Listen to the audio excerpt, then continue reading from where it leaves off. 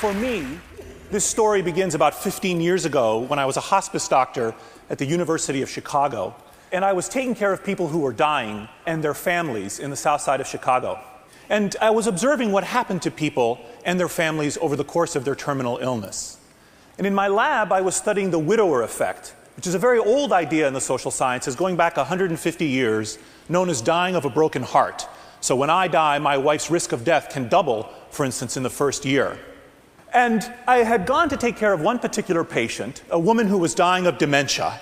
And in this case, unlike this couple, she was being cared for by her daughter. And the daughter was exhausted from caring for her mother.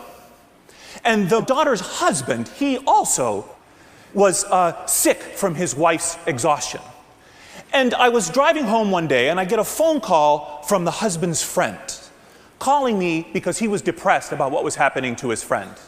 So here I get this call from this random guy that's having an experience that's being influenced by people at some social distance.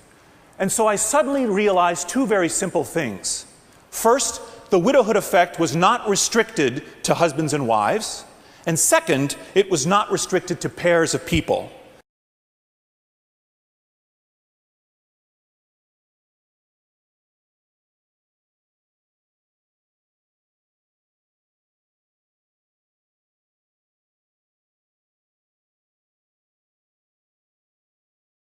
Something collective be contributing to individuals changing their body size, such that if people around you gained or lost weight, it affected you as well. And it seemed to spread from person to person, and from person to person to person, and even from person to person to person to person, so that weight gain and weight loss seemed to spread within the network. And this image shows 2,200 people drawn from the very famous Framingham Heart Study in the year 2000. Every dot is a person, and every line between them represents a relationship between the two people. Bigger dots are bigger people. And in addition, we color the dots yellow if people are properly obese. And if you look at this image, you can see clustering of obese and non-obese individuals within the image. And on this image, we only show two kinds of relationships. The gray lines indicate spousal connections, and the purple lines indicate friendship connections. So two people connected by a line, it's not because they share genes in common. These are purely volitional social relationships. And so in a minute, we're going to put this network into motion. We're going to take daily cuts through the network for 32 years, every single day evaluating the structure and status of the network.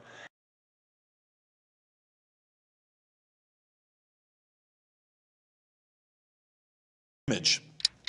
Okay, so now you're seeing the network evolve. People are marrying and divorcing each other, friending and defriending each other. You're going to see people gain weight and lose weight. Mostly they're going to gain weight. Now you're going to see the growth of the epidemic. You're going to see mostly a sea of yellow at this point in time as the epidemic is really kicking off. And we're approaching the end of the animation now in just a moment. And by the end, you can see that there are clusters of obese and non-obese, yellow and green sectors within the network. We found some suggestive evidence that as the people around you change their body size, it resets your expectations about what an acceptable body size is, and so you go on to gain weight or lose weight accordingly as well.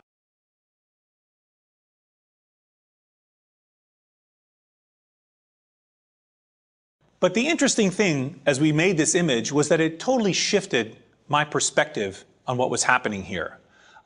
Because I came to see the world differently. This network, when you look at it, it moves. Things flow within it. It changes and evolves. It's resilient to injury. It has a memory. It has a kind of a coherence and an endurance across time. I came to see social networks as living things, as a kind of human superorganism. They have a life of their own, of which we are all a part.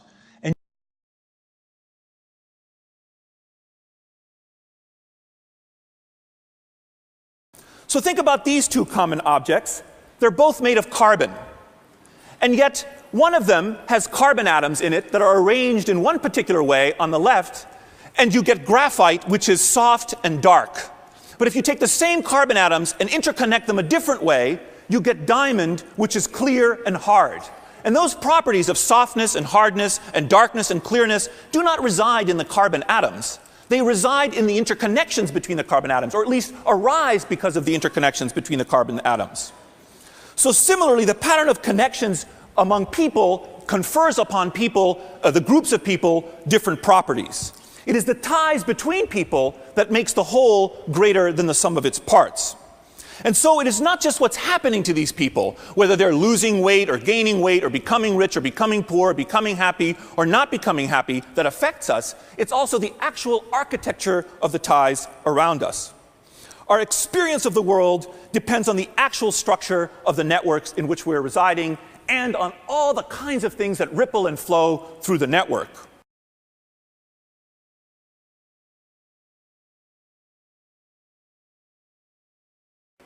Superorganisms have properties that cannot be understood just by studying the individuals.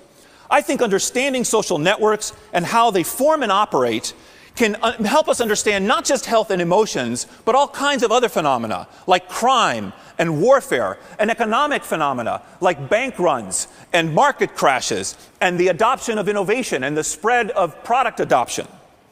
And we used a variety of techniques to do this, and we started exploring all kinds of other phenomena. So we looked at smoking, and voting behavior, and divorce, which can spread, and altruism.